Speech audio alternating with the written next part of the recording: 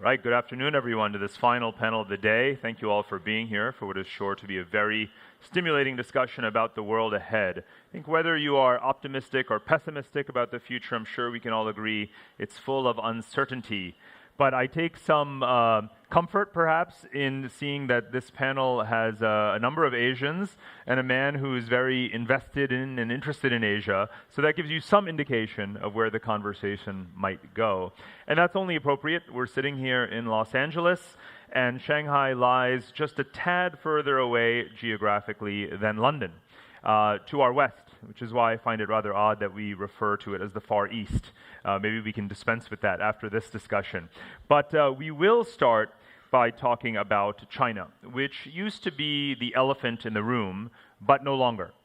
Sure, you've all noticed that in Washington these days, the rhetoric has slipped very comfortably into language of a new Cold War that's united hawks and doves across the aisle on trade and security issues. It's become something of a common assumption now that China has hegemonic ambitions, that it will not give up on its military modernization and its neo-mercantile industrial policy until it dominates the world, to put it bluntly. So let's start with Mr. Teng Chi-Hua from Hong Kong. You are truly a statesman, a very philosophical thinker about these issues. So I wanted to start by throwing out to you something of a tricky question. In our earlier conversation, you said that China's rise has indeed been astounding, and in fact, we may well have underestimated it, and that China needs to tell a better story about itself.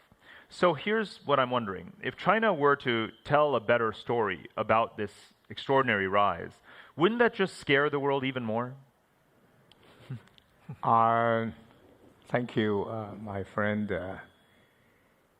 I put it this way, that China needs to tell really a good story, has a good story to tell. And, for me, I would say, without any difficulty, China has no hegemonic intentions, none whatsoever. And you will ask me, why? And I will tell you that I grew up in a generation, sorry, I'm 81 years old, and I grew up in a generation at that time that China was not like today, strong and confident. They were beaten up all over the place.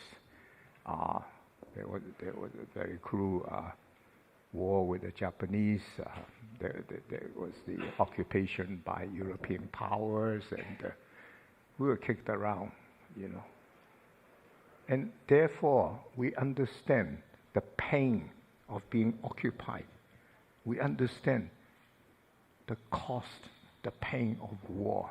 That's why, we have more DNA in our skin, in our body, for peace.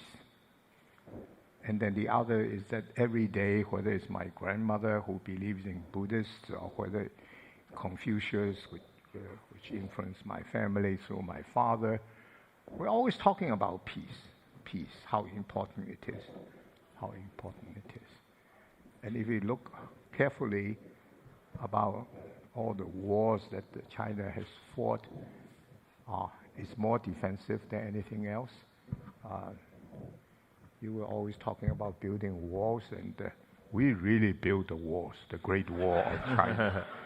Yeah, but the purpose was to prevent people from invading us, So the other point I want to make, I can make about 10 points, and I know you don't want me to make 10 points. Mm-hmm.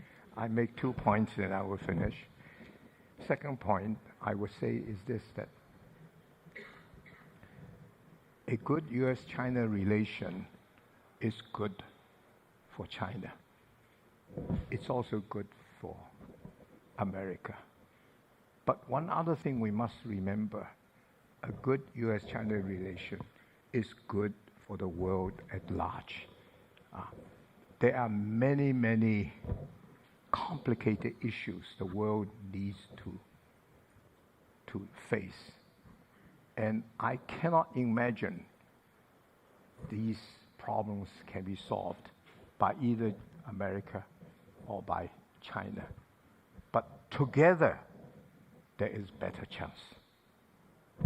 And to give an example, Mr. George Bush in 2008 telephoned Mr. Hu Jintao, invited him to come to Washington for the crucial meeting, in which actually Mr. Hu Jintao pledged $400 billion. The purpose is that America was spending $800 billion for the domestic economy, and China agreed to put up $400 billion for the domestic economy. And without this sort of joint effort, where would the world be? Maybe it would still be all right. I don't know. I don't want to guess. But I think it was very, very worrying at that time. And the other point I want to say is that a year later, Mr. Obama said to Mr. Xi Jinping, let's try to fix the climate change issue. And the two of them worked very hard together with their colleagues in Washington and in Beijing. They eventually were able to persuade everybody to sign the climate change deal in Paris. And I give these examples just as a reminder that together we make things happen. Although I know it's been changed later on, but together we make things happen. That's why I believe that the relationship will be important. Eventually people will all realize that. Just a follow-up question to your first point about China's ambitions, and your view could be characterized then as a defensive view of China's ambitions rather than an offensive one. And the other flip side of that is domestic. Your view is that what China really needs to do is to focus on its domestic priorities and obligations, helping to elevate 1.4 billion people above the middle income trap. If that's the true priority, how is it going to do that? Well, 2017, China's per capita, GDP per capita is $88, $880 per capita. And the effort for China at this moment is to move this. The government has pledged that Chinese deserve better. They work hard, they deserve better. And what to do? You just have to, to break through the middle income trap. And nothing better than my good friend Steve, who's sitting on the first row. It so happened he dropped by to see me one day. We talked about this. Do you remember you said, yes, Beijing is in the right trap. Do the right thing. So what I was talking about was that it is through the effort of science, technology, and innovation that China is moving ahead. Science and technology and innovation. Science and technology and innovation in what area in this case? Because in the past 10 years, Mr. Jack Ma and Joe Tsai, they worked very hard, and some of his competitors worked very hard, and the science and technology innovation made the economy go forward much faster. So the next stage, this is it. And this includes artificial intelligence, 5G, and et cetera, et cetera. And these are intended not to spy on other people. These are intended to help Chinese people to generate more income and become part of a developed nation. Well, Alibaba is a very innovative company, and we're lucky to have its vice chairman here, Joe Tsai. Joe, China has built world-class infrastructure, as we all know, and Alibaba is now a huge contributor to deriving the benefits from that, capitalizing on that to build a very strong services-oriented company. And you're really emblematic of China's shift towards a consumption-driven economy. Can you walk us through the next 20 years of China's economy and the role of services and consumption in that? So before I get into the next 20 years, I want to talk about the last 20 years. When I started Alibaba in 1999, the GDP per capita was about $800. And as Mr. Teng said, in 2017, it's 8,800. I think this year, the GDP per capita will exceed $10,000. So in a mere 20 years, the per capita income has gone up more than 10x. That was the past 20 years. But the past 20 years, the economy was driven by export, manufacturing, and also investment, a lot of infrastructure projects. In the next 20 years, you're going to see the economy, the composition of GDP shift to a consumption-driven economy to replace exports. I think in the next 20 years, China will definitely become a net importing country. So that's the first picture. And today, if you look at consumption, the consumption economy in China, out of a $13 trillion economy, it's a $5.5 trillion consumption. So roughly around 40%.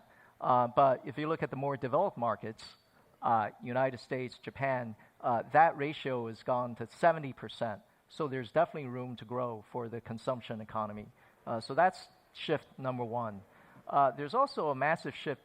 Number two is historically China has been the factory of the world.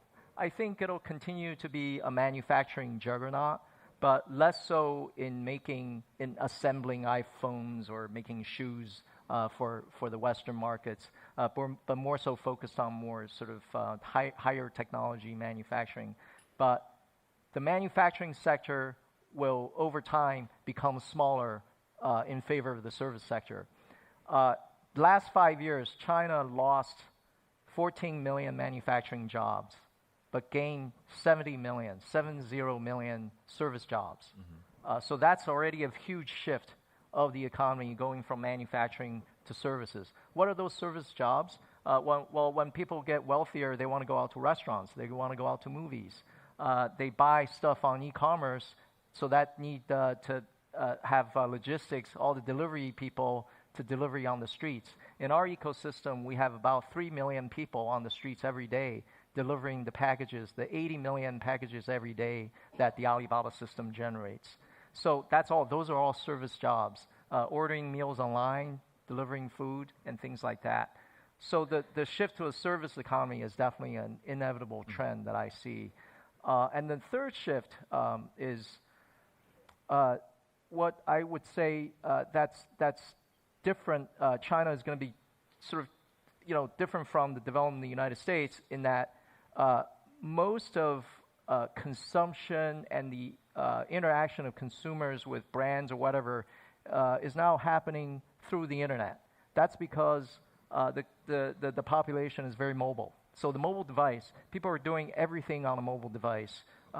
Mobile payments, e-commerce, ordering food, ordering movie tickets, everything is being done on a mobile device. At Alibaba, 90% of our transactions are done on mobile. And it's also a very young consumer base. We have, I've mentioned this morning, we have about 75% of our users that are younger than 35 years old. If you're born after 1984, please raise your hand.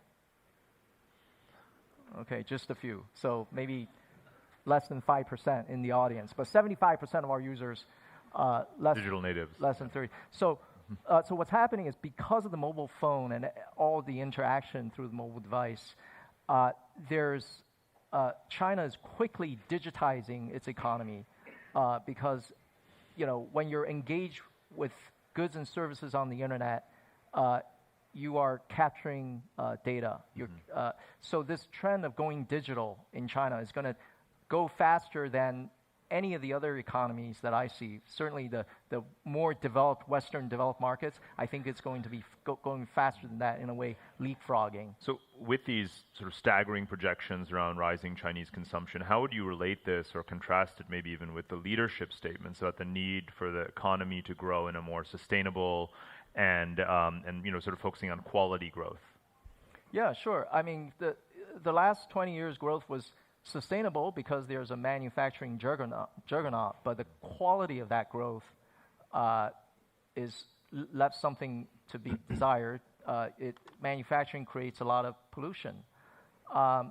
Going forward, as I said, the economy is going toward more service jobs, and China is investing. I think part of the misunderstanding of this 2025 plan, Made in China 2025 plan, is China is not going to go backward and have steel factories and create jobs through manufacturing that's going to pollute the world. China is investing in manufacturing technology.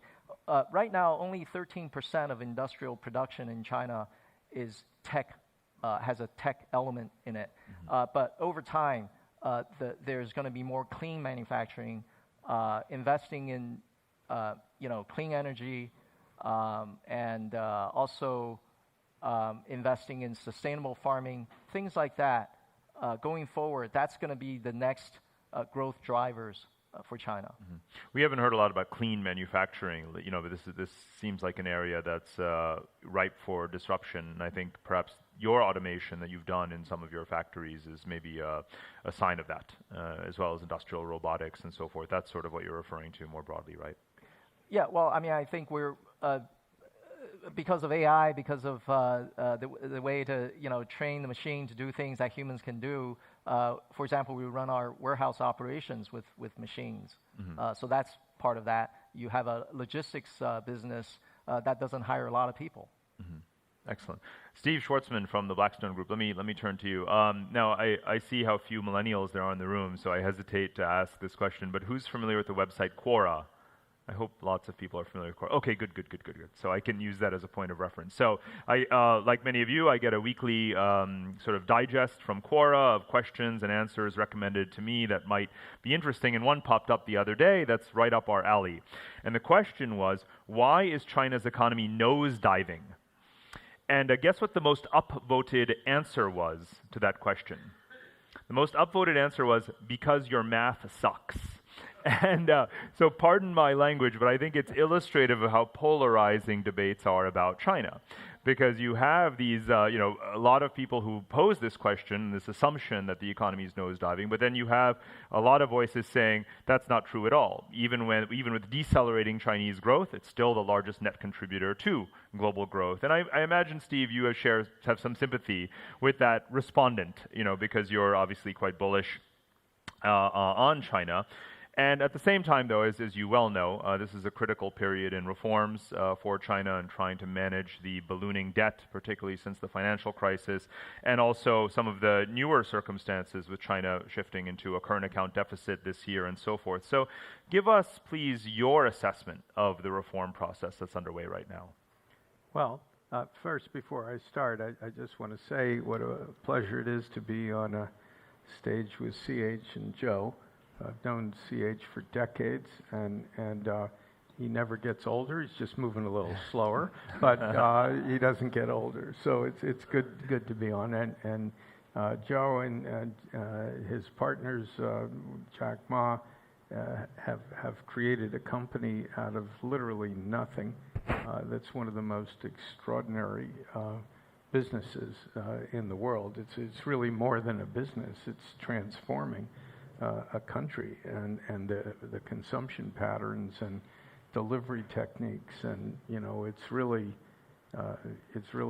hard to believe that people walking around did that. So congratulations. In terms of China, well, I don't know that I'm a bull. I'm just objective, and China's pretty remarkable place. It's not collapsing. That's almost as silly as believing that the U.S. was collapsing in the fourth quarter, but there was no difficulty getting a consensus by having CNBC talk to Bloomberg. And if they had just talked to some of us who actually operated in the real world, you would have seen there was not going to be a recession. In the modern world, that doesn't stop people from declaring things. And so what people don't understand about China, because people look at their own world and then, project on another country. China's a pretty unusual place, and they've grown so fast for so long that there's no precedent for that in modern history, maybe not ever. And so they're constantly used to things going wrong. When things go wrong in a Western country, that's like a bad thing. In China, when something goes wrong, it's not a great thing, but it's just an expected thing. And they have a longer-term perspective, and they know where they're going, more or less, certainly compared to us. And when they run into a problem or they fall short, they just change where they're going. And then they get back on track, and maybe one person loses their job, but it's not the whole thing. And that was sort of what was going on, after the tariffs hit, and regular people in China got scared, which is normal, because they'd never seen that before in terms of a U.S.-Chinese relationship. And so, the economy started going down. It's classic Chinese. What valve do we have to play with to get us on track? And whether that's cutting tax rates or forced lending through their banking system and the rest of it. I was there, I guess it was 4 weeks ago, at China Development Forum. I was over at the central bank, and they said, yeah, that's all work. Don't worry about it. And, growth's up. And I talked to individual business people to see whether the economy was continuing to collapse. And they said, no, it was a little soft there, but, that's flat and it's actually coming back. So China has much greater ability to adapt. The other thing, for people in this audience, some of whom are Chinese, I can see some like, Steve Roach and Larry Lau, know a lot about China. China is changing so quickly, and CH was alluding to it, and Joe's lived with it, that I say that, 1 year in China is like a dog year. It's like 7 years for a normal person, and it never stops. So the people living there are trying to cope with future shock, but future shock is now. And you have to absorb it and rethink what you're doing and readapt it. In the West, we're sort of like in slow motion, compared to China. And the changes, can you imagine in 20 years going from whatever it was, $800 to GDP per capita up to $10,000. I mean, it's like a revolution that's happened in the course of a high school kid's life, right? Between then and graduating from high school or second year in college. And they keep doing all these different things and just layer them on to their society and coping with it. And so, they're always trying to plan ahead to keep ahead of this change. And now, they realize that, as their economy's adjusting, changing, like Joe's saying, that having all of the framework of a sort of 19th century mercantile economy with large tariff walls and restrictions on investment and lack of intellectual property and all these types of things worked great.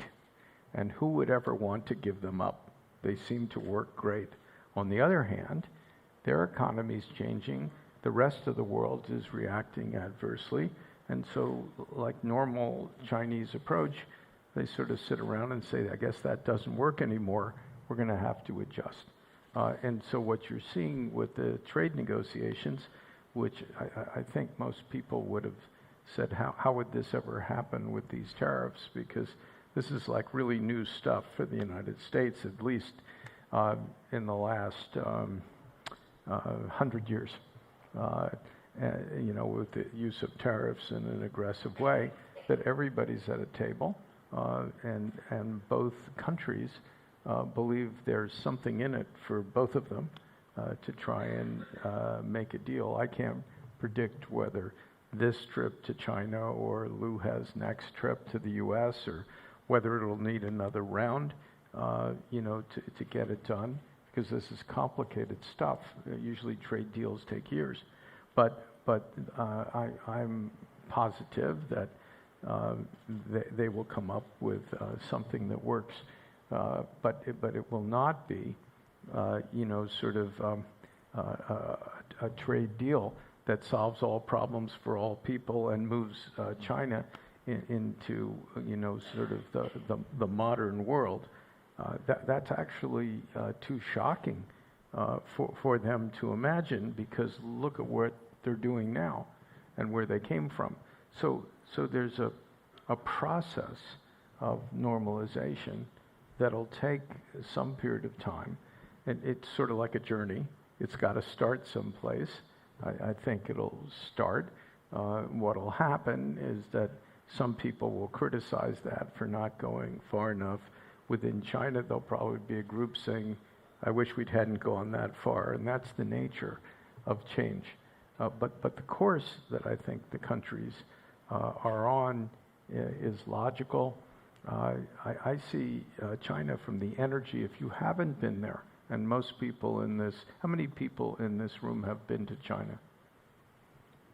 Well, that looks like at least half. Yep. The other half, you got to do it. I mean, you got to do it. I started a program there called the Schwarzman Scholars, and where we take people from around the world to go to China for a year, meet the leaders of the country, get a master's degree, get a mentor from society, prominent Chinese person, so they really know what they're doing. But I have a little slogan that says China is not an elective course. It's core curriculum. And historically, China, except for this bad period of the last century or two, basically comprised 20 to 25% of global GDP. They're around 15 now. So guess what? They're going. And they'll get to their 20 to 25, which is a historical type of level. Stuff happens when you do that. And relationships change among nations. I think that's a logical thing. The question is doing this in a responsible way that doesn't trigger anger or friction that can be misinterpreted. And that's not saying that everyone's motives are pure in any country. It's not being an apologist. It's just the nature that countries do well when they have good relationships with other countries. They learn to adjust. For China, I'm an American, so I'm American-centric. So I apologize for the Chinese in the audience, but the Chinese will adjust to that because they're clever. They have, as C.H. says, had a long history with war. One of the interesting things, I was talking to President Xi about Korea and wars, and he said, well, we keep records for thousands of years of every battle fought by the emperor. And I said, you've got to be kidding. He said, no, every battle. And he said, we know that war is a bad thing. And we also know that fighting the Koreans is a bad thing too, which happened every 200 years. And he said what happens is it's always a very bad outcome. Mm-hmm. No matter who, quote, wins, it's to be avoided. And so the Chinese have a long memory and a long history. Unlike Americans, we sort of move on from thing to thing. We don't have much of a long-term memory. We're a very new country. So I think there's a real prospect for adjustment, but don't expect this to be some kind of a smooth ride, because you can't when you're driving so fast, right? If China were a car, it'd be driving around 220 miles an hour, right? And stuff happens at high speed. But on good roads. And well, on U.S. roads you couldn't do it.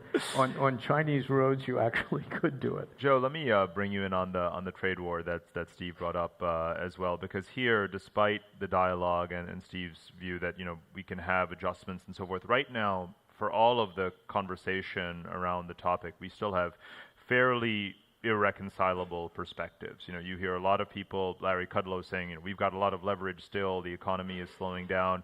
We now have Steve Mnuchin and Bob Lighthizer, I think, flying over there right now for negotiations. But so there's, again, contrasting views. You have this perspective that China has a lot of ground it still needs to give, and then from the other side, you kind of have a sense that what China is doing is, the bare minimum, in order to preserve the kind of market access that it has, not allow tariffs to be raised any further, but it's still going to pursue its policies around sort of, in a way, permanently substituting or guarding against excessive dependence on imports from the U.S. So what are the signals you're looking for in the next, 6 months to a year in the trade war?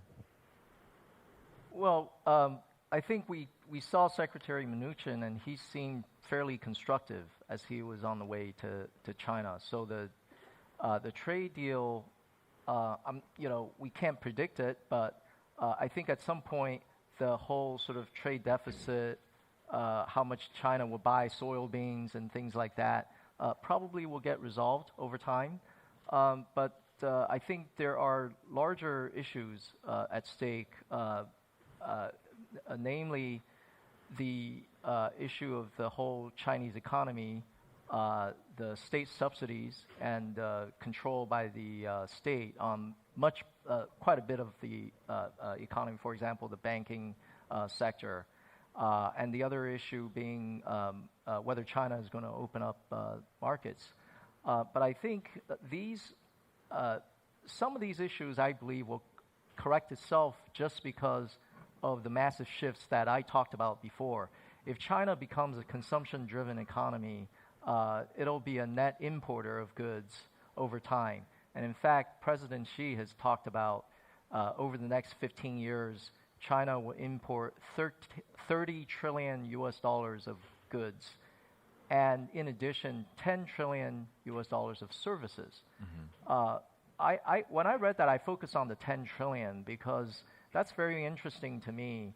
That means sectors like healthcare, financial services will get opened up, and there is a commitment from the top down to do that.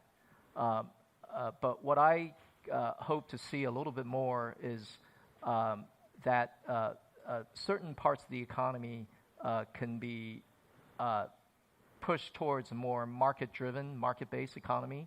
I don't worry about that in our industry. The internet business is very market-driven and very, very competitive, and it's all private enterprises competing. Mm-hmm. But some of the other sectors probably will take a little bit of time to reform. So don't know if those issues are kind of immediate issues or immediate demands by the American side that need to be fixed. These things take time to fix. So I think there will be some mention of those types of issues, structural issues, in the trade deal. But you're bringing up some very positive opportunities, right? That don't often get associated with the bilateral relationship because of the trade war. And one of them is indeed one of the priorities for this year, capital account liberalization, which is certainly a multi-trillion-dollar opportunity. One senses that this time around the government is very, very serious about it and drawing in that capital into debt, equity markets, and so forth. So I'd love for you guys to comment on that as well, because again, the focus has been perhaps too much on the trade dynamic and less so on financial markets. Well, I'll just talk briefly about that, because that was actually a question I asked during a lunch session where Ms. Tung was in, and I think Ms. Tung will probably have something to comment on as well. If China becomes a net importer, it'll need to buy from all over the world. So what currency are they going to buy? What are they going to ask the sellers to accept? Is it going to be US dollars or Japanese yen or euros if they buy from America or Europe? Or is it going to be RMB? If they buy if they still use U.S. dollars, they will have to sell the RMB, which puts downward pressure on the RMB.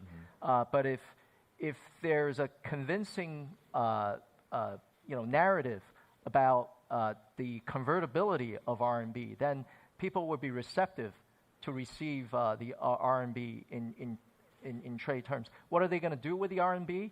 They're going to reinvest back into financial assets in China, which calls for opening up of the bond markets. The government debt market should go deeper. These are all things. I think the trade terms and also the financial terms are interlinked, because once the world is flush with RMB, they will have to be reinvested back into China into financial assets. And so as a policymaker, you have to really think about how to open up the financial markets for foreign investment. Mr. Tung? Yeah. I want to say a few things on this point. That firstly is that Chinese and American trade is really becoming more and more complementary. I remember with Larry Lau, we did a paper from Hong Kong which talks about this is going to happen. Nobody quite believe us. But today, America is the largest producer of oil and gas in the world. Guess who is the largest buyer? It's China. America is the largest producer of farm products. Who are the buyers? The largest buyers. It's China today. America is the largest producer of consumer goods of all kinds. Who are the buyers? China today. So it's all happening. It's all happening very naturally. And the people in the business, they feel it. And that's why I'm also optimistic with my colleagues on the stage that I think that there is going to be hopefully a resolution. I'm just guessing, okay. But I hope, because things are happening. In other words, we are not taking a picture 10 months ago, 2 years ago, and say what's happening. It's changing all the time. And I was saying this afternoon, thinking about it, talking to some of my European friends, who today are is the best quality high-speed train. It's from China. It's no longer from Germany or France. It's not from Japan. It's from China. Who are the biggest shipbuilder in the world? It's no longer in Europe. It's no longer in Japan. It's not even Korea. It's now China again. And who are the biggest builder of power plants, ports, and so on? Everything is China. So China has not only the capacity and the know-how to do it, and to the extent they can sell to other people who want it, it will happen also. What I'm saying is that the world is changing. The world is changing. But what China wants to do is to take advantage of this opportunity, make a better world for Chinese people, but also importantly, make a better world for all of us. And may I add, do it together with the United States of America. because helping the world to do better, it's important the two countries work together. Steve, Joe has said that you'd like to see more of the Chinese economy in private control, and with capital account liberalization, as you know, there's significant regulatory reforms that have to be undertaken. So do you have confidence that, that transition is going to happen in the time frame that investors, certainly asset managers, pension funds, a lot of the institutions that are represented in this room at this event, you advocate that opportunity to them? Do they need to be buying into, the Chinese markets? I think this happens gradually. It's been happening somewhat. I think you'll see in the new trade agreement areas that are opening that, financial institutions which foreigners only owned a minority of will be able to not only own a majority, but could within a relatively short period of time, own 100% of. And that's a start in one sector that's pretty easily figure-outable, if that's a word, just because it's finance. It's numbers, you can figure it out. So I think you will be seeing that. Part of this is a system where, what's the law? China has laws, but mostly, local people don't necessarily look at them like they're U.S. laws. U.S., you have a law, you comply, or something bad happens to you. In China, you have a law, it's sort of like something you don't want to be caught violating, but in the meanwhile, it's not something that you have to adhere to in the same way. So to really have capital of a certain type, I think that system will have to evolve, and that'll really take some time. But in areas that are easily controlled, like finance, that'll happen pretty quickly. One other thing that I think is worth mentioning, because you started, Parag, with the Cold War type of thing, and we're talking about economics, and I think on economics matters, that's sort of somewhat in a box now in terms of working forward. But you are seeing, the response on the U.S. side that you mentioned, and that's in response to things that have happened on the Chinese side, whether it's islands that were supposed to be peaceful that become militarized, or the building of a much bigger navy, or shipping things to people that are sort of prohibited. There are a variety of things that are going on that, when looked at from a U.S. perspective, along with the tech part of the world, with this China 2025, which called for, I read the whole document, called for Chinese dominance of I don't know whether it was 9 technologies or 7 technologies, from AI to quantum to the rest of it. To a Westerner observing all that, it triggers responses that say somebody's getting really aggressive here, and it's bringing forth the kind of sort of conclusion that you opened with. And I think this is an issue that China is going to have to deal with. U.S. also as the dominant world military power, but China's going to have to figure out what signals it wants to put out to the world. If those are the signals, and that increases, then logic would say this will be a pretty contested type of relationship of friction. There's no reason that I know of why China would continue doing that, other than they were doing it, and now they've sort of gotten the message that that's not well received. They'll either adjust or they'll continue. And if they continue, there'll be more and more friction. And why would you want to do that rationally? Right. Why would you want to do that?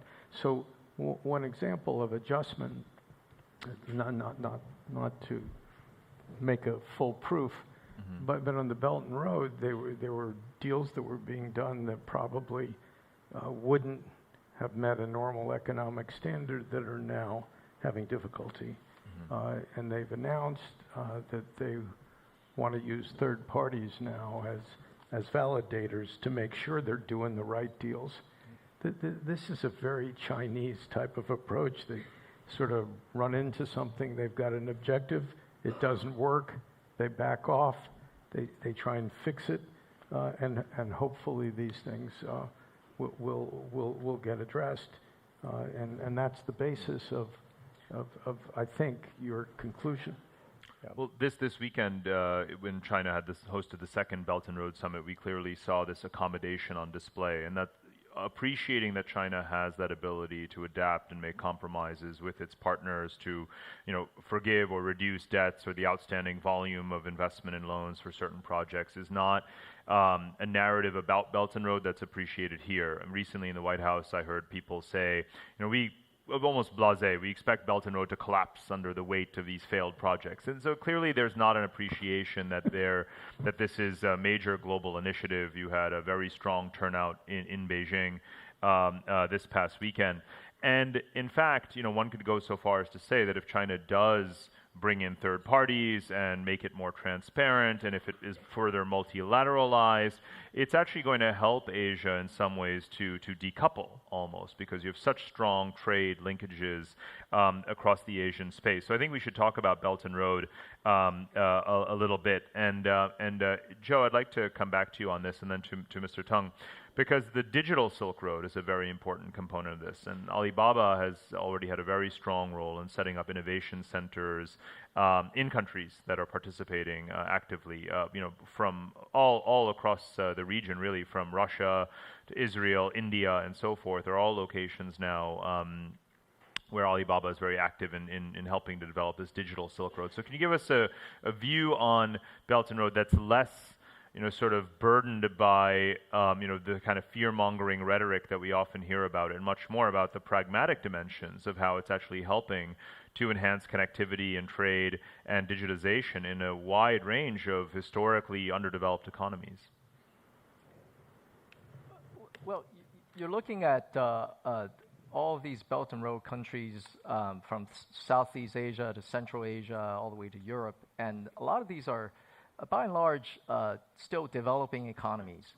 And so from Alibaba's perspective, we, having the China experience over the last 20 years, we know how to do developing economies. We know how to reach consumers in the developing economies. So our first step in terms of internationalizing our business is to go to Southeast Asia. 600 million population in 6 countries. We're operating in those countries, an e-commerce business, including logistics. And don't forget, even though e-commerce on the surface looks like everything is digital and you do everything on a phone, there's still delivery, logistics that need to be done, and that's very, very physical. So you have to think about where to establish logistics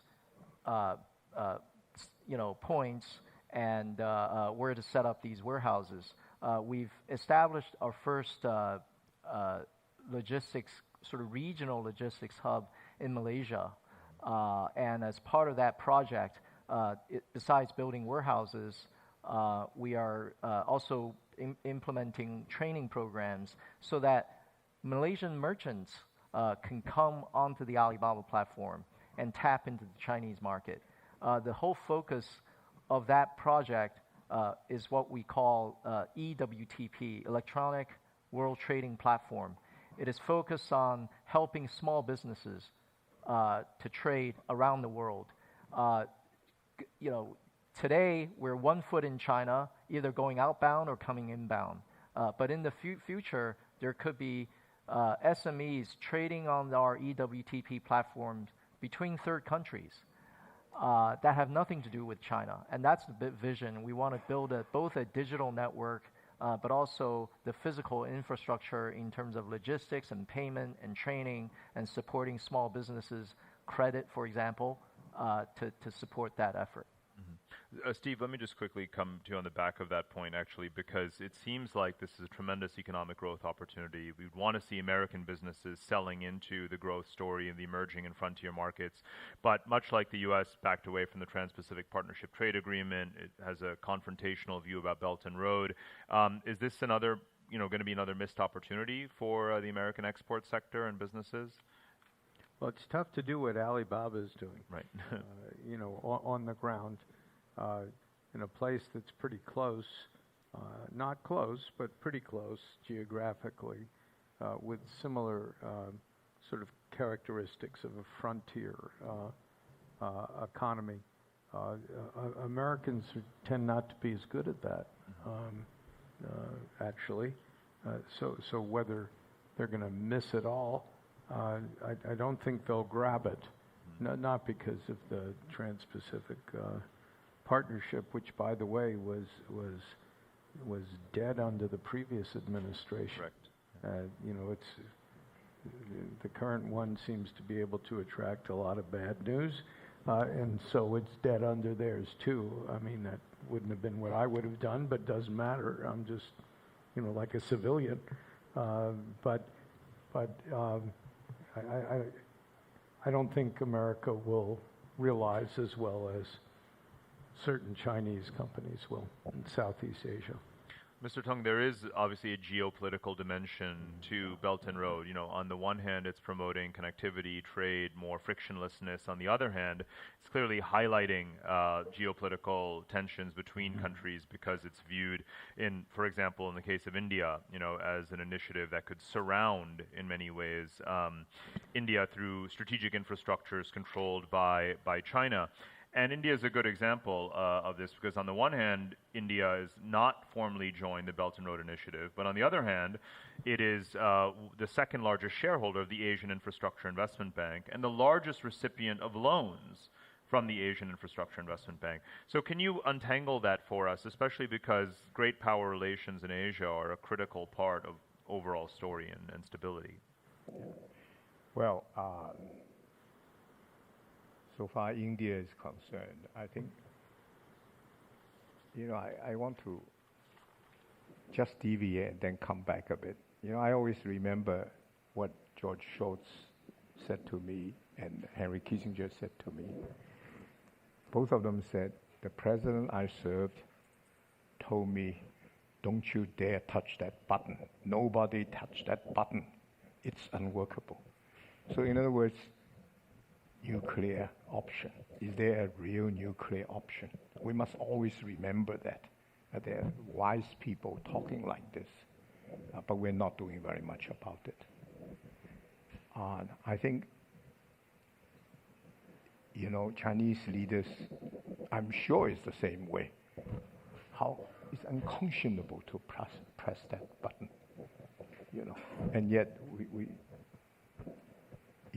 China is having nuclear weapon. Why? Not because they want to be the first use. They have said to the world, we're not going to use that weapon. But if somebody hit us first, then we will retaliate. That's what China has been saying all along. My point is this, working with China, the question is that their military build-up, what purpose? It's for defensive purpose. It's not for offensive purpose. Not for offensive purpose. So that's my number one point. Number 2 point, same thing with India. China and India, how can they fight each other? They shouldn't fight each other. Why? Because one has 1.4 billion people, the other have close to 1.4 billion people. Can you imagine they fight together? Can you imagine both of them are nuclear weapon people? Of course it's not going to happen. We all try to make sure it wouldn't happen. And so my point is this, a China and U.S. working together to solve the world problem, we solve a lot of world problems. If China and U.S. is confrontational, when there's no reason to be confrontational, you make sure that all the other problems will be very difficult to solve. So all I'm trying to say is that, hey, United States of America, listen carefully some of these voices that's happening, not only in Asia, but also in America also. The other thing I want to add is about South China Sea. You know, it's 500 years ago, it belonged to China in the Ming Dynasty and all this sort of thing. So put it aside. But in 1943, Roosevelt called a meeting at Cairo and said to everybody that the territory taken by the Japanese at that time must be all returned to China. And he lines it out. It's Manchuria, it's Taiwan, it's Spratleys and what have you in South China Sea. It's all detailed down. And United States of America president said this, and they signed the Cairo Agreement. And later on, still better, after 43, in 1951, in San Francisco, there was a peace treaty signed. The two China, Taiwan and the People's Republic of China were not invited, but never mind. The peace treaty was signed to give fair credit to the United States. They made sure that Japan will commit to quickly return these islands to China, which they did, you know. So from every aspect, we have to say, as a Chinese, that, hey, these islands belong to China. What is the problem, you know? And the problem really is this, that Americans are present there. China's 80% of seaborne trade comes from South China Sea, and they have to protect themselves. And that's the problem, you know. And I have friends in America tell me, CH, when the Japanese were fighting with the Americans, all their cargo, seaborne cargo, goes through South China Sea to Japan. Everyone was sunk by America. So that's the reason why. For China, it's just a defensive thing. You know, hey, we have to be careful. We have to be careful. So what I want to say to my American friends is that U.S.-China relation is too important. We got to figure out how we can solve this thing. It's too important for us. Well, I think we should all be heartened by how all three of our panelists have emphasized joint problem solving. You know, it's not just the economic cooperation that is within grasp, if some of the points of tension can be ironed out, but also some of the areas that we didn't get to talk enough about, such as technology. Steve, you've made a very generous gift to MIT, for example, around AI, and Joe, as well, as you know, with China being such a leader in AI, there's another area where there could be a lot more bilateral cooperation as it relates to global problem solving. So I hope that this is a first step, maybe, in identifying some of those areas where we can turn confrontation into cooperation. So even as we face an uncertain future, as the title of the panel suggested, hopefully we can be cautiously optimistic about it. So with that, we need to wrap up now, but please join me in thanking our distinguished panelists for their comments. Thank you.